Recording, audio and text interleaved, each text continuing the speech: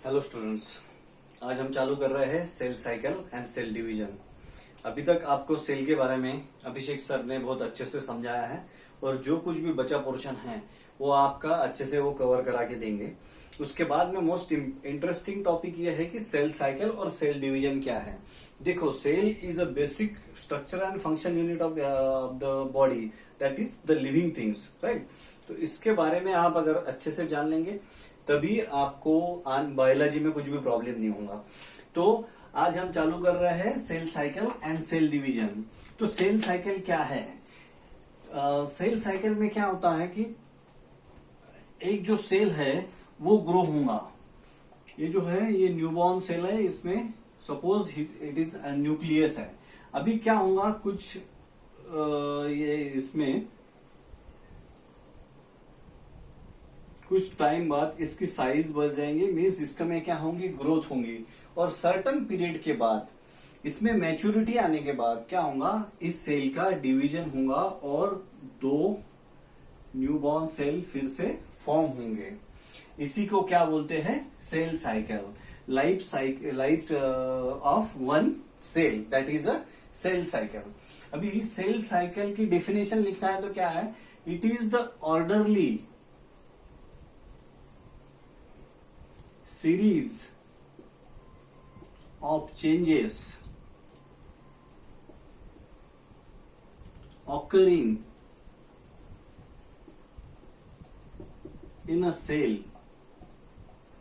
to duplicate its genome, right? Genome means DNA and cellular content.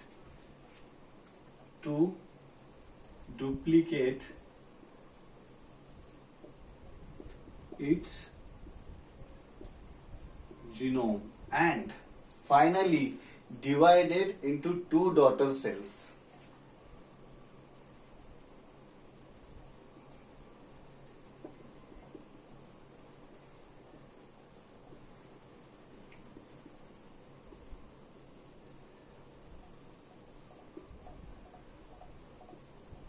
So क्या होगा, इसमें orderly series of changes आएंगे, इसकी size बढ़ेंगी और फाइनली दो डॉटर सेल में ये सेल का डिवीजन हो जाएगा, राइट। इसको क्या बोलते हैं, सेल साइकिल बोलते हैं। उसके बाद में जनरेशन टाइम इसको बोलते हैं।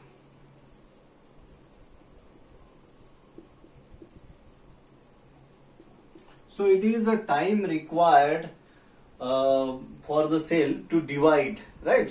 सो जनरेशन टाइम कैसा हो गया कि suppose this is a one cell, इसका सेल डिवीजन हो जाएगा और दो सेल्स बनेंगे। इसका जो सेल डिवीजन हो जाएगा और दो सेल्स बनेंगे। तो यहां से शुरू होके यहां तक this is a generation time, we can say. आपको समझ में आ गया जनरेशन टाइम किसको बोलते हैं? ये जो सेल का है, time between the two successive cell division. एक सेल डिवीजन बनने के बाद ये सेल बना था, उसके बाद में ये सेल की ग्रोथ हुई नॉर्मल, और दूसरा डिवीजन बनने तक जो टाइम लगा इसको बोलते हैं जनरेशन टाइम। अभी इसके बाद में सेल साइकिल। अभी ये सेल का डिवीजन क्यों होता है, ये मोस्ट इंपॉर्टेंट थिंग है। इस सेल का जो है ये डिवीजन क्यों होता है। देखो, एक नॉर्मली जब सेल रहता तब छोटा रहता है, उसके बाद इसमें ग्रोथ हो जाती है। उसकी ग्रोथ होने के बाद जो ये न्यूक्लियस है और ये जो साइटोप्लाज्म है, तो न्यूक्लियस का एक सर्टेन लेवल रहता है कि कहाँ तक वो सेल ग्रोथ को एडजस्ट कर पाए, उसके फंक्शनिंग प्रॉपर कर पाए, राइट। तो ये जो न्यूक्लियोप्लाज्मिक रेशो या कैरियोप्लाज्मिक रेशो है, वो जब बढ़ जाता है तो सेल को या न्यूक्लियस को या जीनोम को सेल की प्रॉपर फंक्शन करने में दिक्कत आ जाती है। उसके वजह से फिर उनको डिवाइड होके दो डॉटर सेल्स बनते हैं।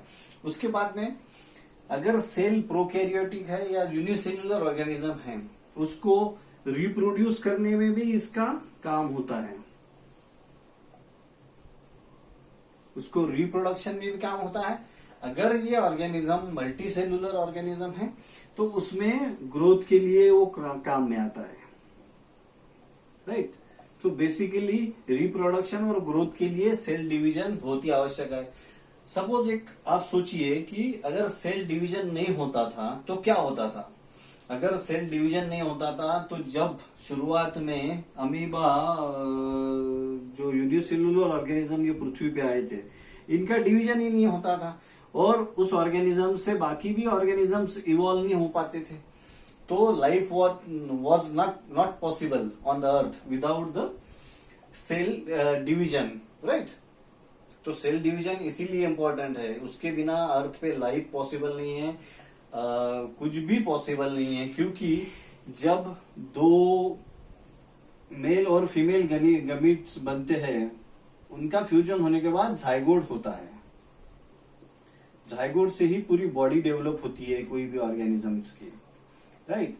तो ये सेल डिवीजन नहीं होता था तो ऑर्गेनिज्म या किसी की बॉडी डेवलप होना या एनिमल्स की ग्रोथ होना पॉसिबल ही नहीं था।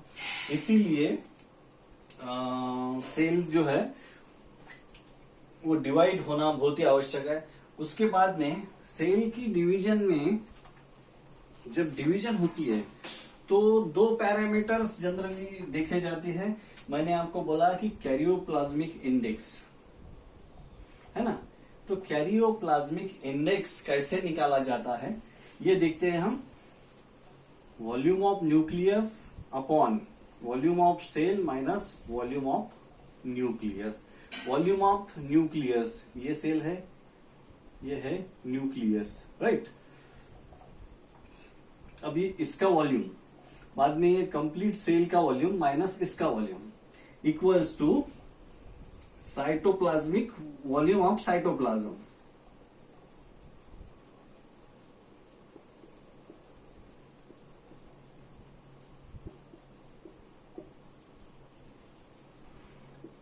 Vn क्या है?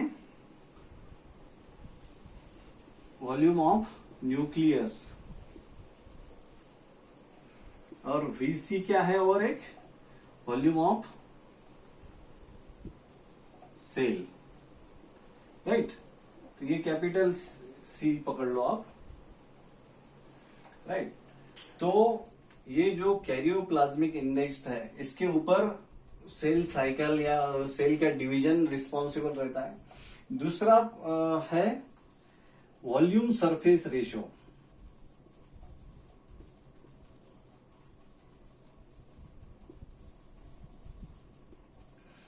जब न्यू सेल रहता है तो उसमें न्यूक्लियस भी छोटा रहता है और साइटोप्लाज्म भी छोटा रहता है। फिर इसकी ग्रोथ हो जाती है सेल की और न्यूक्लियस भी बढ़ जाता है और साइटोप्लाज्म भी बढ़ जाता है।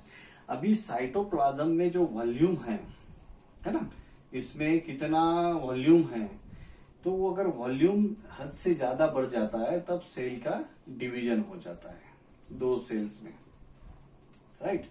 क्योंकि न्यूक्लियस उसको हैंडल नहीं कर पाता सेल को, उसके जो मेटाबॉलिक एक्टिविटी है वो प्रॉपरली हैंडल नहीं हो सकती और उसके वजह से क्या हो जाता है, सेल का डिवीजन हो जाता है।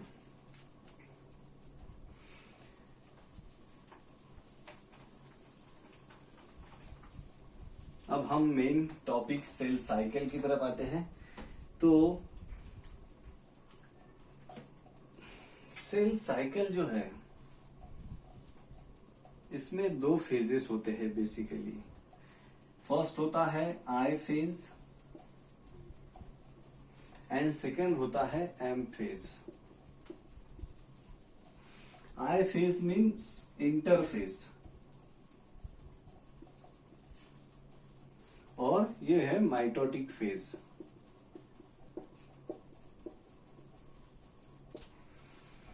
अभी इंटरफेज में क्या होता है कि नॉर्मल ये जो सेल रहता है ना, इसकी ग्रोथ होती है और एम फेज में क्या होता है, इसका डिवीजन हो जाता है सेल का।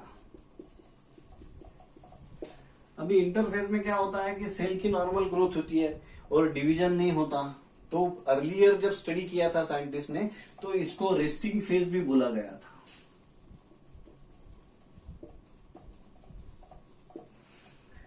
ये जो सेल है आई फेज या इंटरफेज, ये माइटोटिक सेल फेज के पहले आती है। इसीलिए इसको प्रिपरेटरी फेज भी बोला गया था। भी प्रिपरेटरी फेज क्यों बोलते हैं कि ये इंटरफेज जो है ये सेल को प्रिपेयर करती है। सेल में जैसे डीएनए सिंथेसिस होना, आरएनए का सिंथेसिस होना, प्रोटीन्स का सिंथेसिस होना, जो सेल डिवीजन के पहले सेलुलर ऑर्गेनेलीज का डुप्लीकेशन लगता है, ये सभी चीजों का यहाँ पे होती है इंटरफेज में। और उसके बाद ही एम फेज होती है, दैट इज डिवीजन फेज होती है। तो इसी में सभी बातों का प्रोडक्शन यहीं पे होता है, इसीलिए इसको प्रिपरेटरी फेज बोला जाता है। उसके बाद में इसमें एनर्जी रिच कंपाउंड्स का भी प्रोडक्शन होता है इसी फेज में, इसीलिए इसको एनर्जी फेज भी बोलते हैं। इसीलिए इसको एनर्जी फेज भी बोला गया है।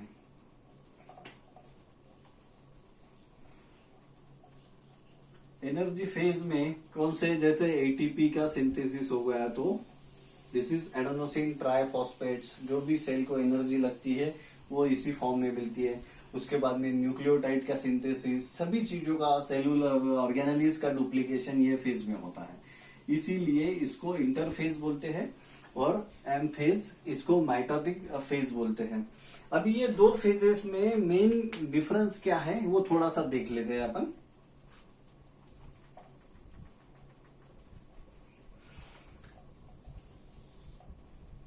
तो इसमें क्या होता है, ये इसमें cell prepare for cell division,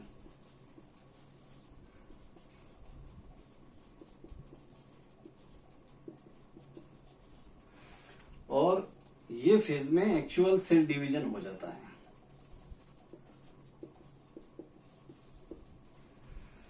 ये फेज लॉन्गेस्ट फेज है, लॉन्गर फेज है। अबाउट टोटल सेल साइकिल के 95% जो है ये टाइम लेती है। ये शॉर्ट फेज है, अबाउट 5% टाइम इसको लगता है। इसके बाद में इसमें जो है सेलुलर कंटेंट का डुप्लीकेशन होता है।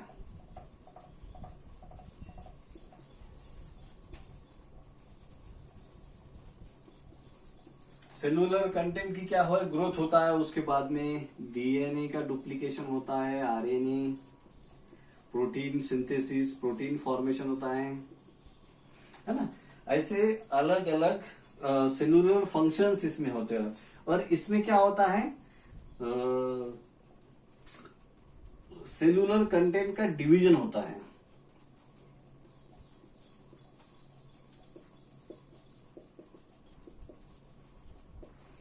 अब इसमें जो जेनेटिक मटेरियल है,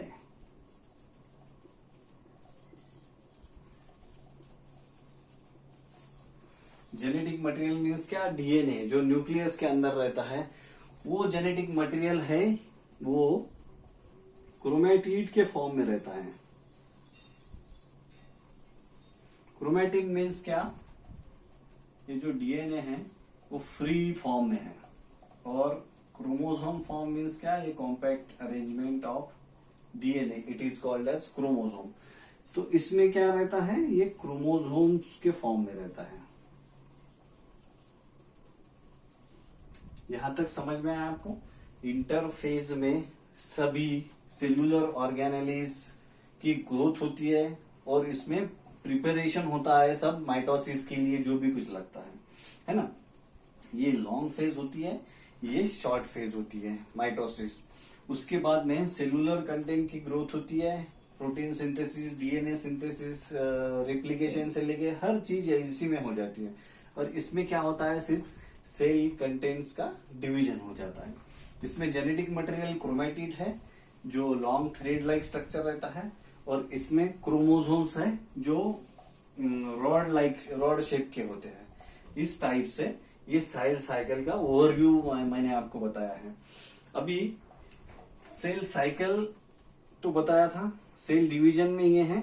अभी एम फेज माइटोटिक फेज क्या होती है। माइटोसिस जो है वो जनरली बॉडी सेल्स में होता है। ये क्या होता है बॉडी सेल्स में, नॉट इन गैमेटिक सेल, और सोमैटिक सेल्स भी बोलते हैं उसको।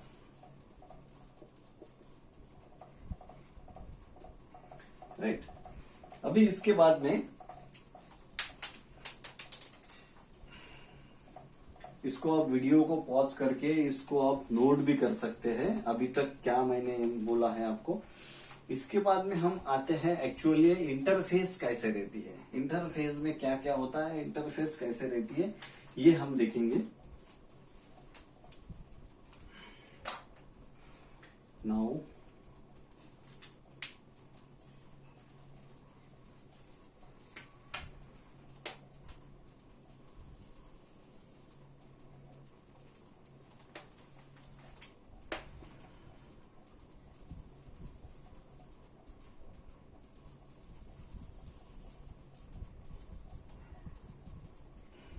suppose this is a cell, right?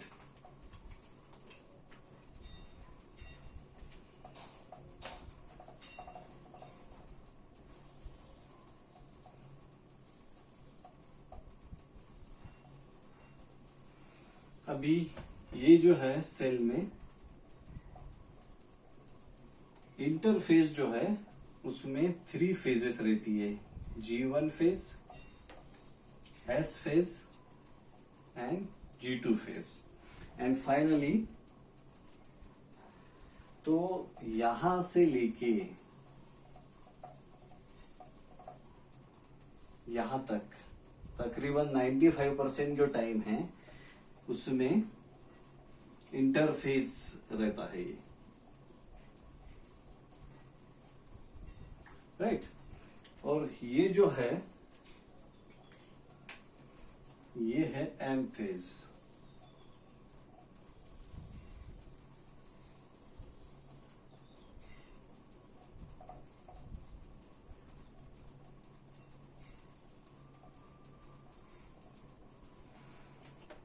तो 1 2 3 4 एम फेज टोटल यहां से यहां तक एम फेज है। अभी एम फेज में 4 फेजेस होती है, तो फर्स्ट फेज कौन सी है प्रो फेज, सेकंड फेज है मेटा फेज,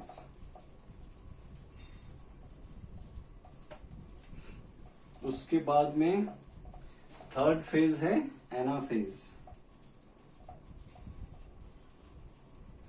और फोर्थ फेज है टीलोफेज। उसके बाद में यहां पे जो गैप है ये है C phase, that is cytokinesis. This is C, that is cytokinesis. Division of cytoplasm takes place in this phase.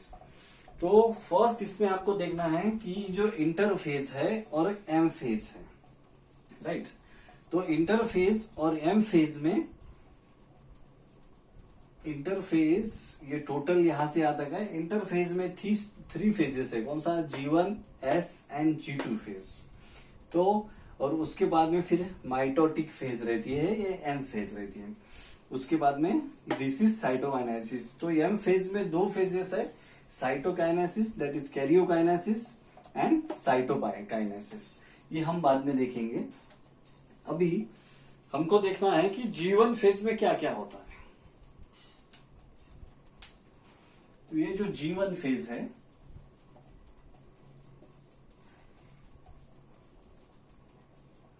इसको फर्स्ट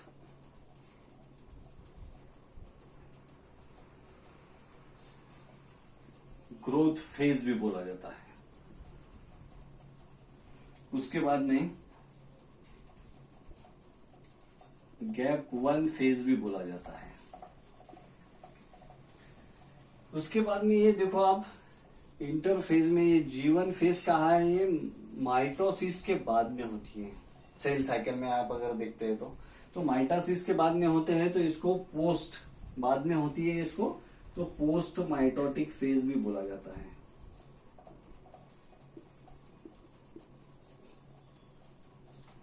होप आपको समझ रहा होगा, ये एकदम इजी है। इंटरफेज है यहां से यहां तक, है ना, उसमें ये 3 फेजेस है। तो G1 phase that is a first growth phase और गैप 1 फेज है। उसके बाद में ये जो फेज है इसको और अल्टरनेटिव नाम क्या है, पोस्ट माइटोटिक फेज, क्योंकि ये माइटोसिस के बाद में होती है। और उसके बाद में G1 के बाद कौन सी फेज है, S फेज है, that is a synthetic phase, right. तो ये सिंथेटिक फेज के इसके बाद में आती है। तो सिंथेटिक फेज के पहले G1 फेज आती है, इसके वजह से इसको प्री सिंथेटिक फेज भी बोला जाता है।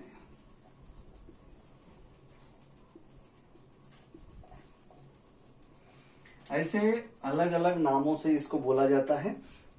अभी इसमें क्या होगा एक्चुअली, देखिए आप, ये जो फेज है G1 फेज, एक्चुअली जस्ट जब न्यूबॉर्न सेल रहता है, न्यू डॉटर सेल बनता है, उसके बाद में सेलुलर ग्रोथ का काम, सभी फंक्शन मैक्सिमम इसमें ही होते हैं G1 फेज में, राइट। तो इसमें क्या क्या होता है, देखो यहां पे सिंथेसिस ऑफ प्रोटीन्स। अभी प्रोटीन कैसे सिंथेसिस होंगे, पहले आरएनए का सिंथेसिस होगा, राइट। तो इसमें ग्रोथ के लिए जो भी कुछ लगता है, ग्रोथ के लिए जो भी कुछ लगता है उसका सिंथेसिस ये फेज में होगा, ताकि वो सेल की साइज उसमें बढ़ जाए। उसके बाद में अभी ये जो सिंथेसिस फेज है, ये सेकेंड फेज, इसमें क्या होगा, डीएनए का सिंथेसिस होगा। तो इसके लिए जो प्रोटीन्स रिक्वायर्ड है, न्यूक्लियोटाइड्स का रिक्वायर्ड है, ये उसका भी सिंथेसिस इसी फेज में होगा, न्यूक्लियोटाइड का सिंथेसिस होगा। उसके बाद में डीएनए पैकेजिंग के लिए जो हिस्टोन प्रोटीन्स लगते हैं, आपको फर्स्ट चैप्टर में देखा आपने न्यूक्लियोसोम्स कैसे फॉर्म होते हैं।